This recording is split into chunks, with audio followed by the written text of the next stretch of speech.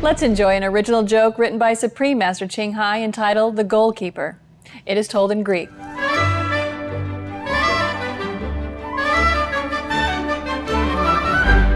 Μια κυρία μιλούσε στον εμφανίσιμο βοηθό ακτινολόγου στην αίθουσα αναμονής ενώ περίμενε για ακτινογραφία.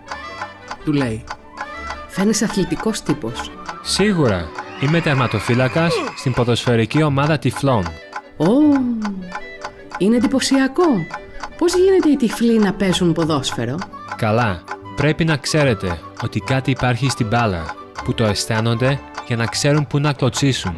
Η κυρία ένιωσε συμπόνια για τον νεαρό πανέμορφο βοηθό και δεν συνέχισε να το ρωτάει πώς τυφλώθηκε. Ένιωσε ότι κάτι τέτοιο θα ήταν μεγάλη γαϊδουριά.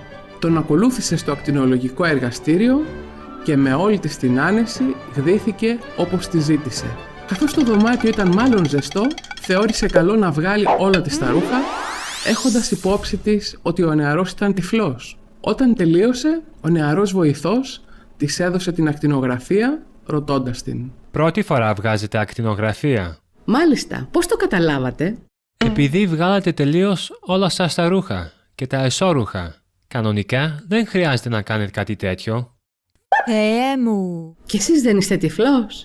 «Όχι, δεν είμαι. Απλά παίζω για την ομάδα τυφλών».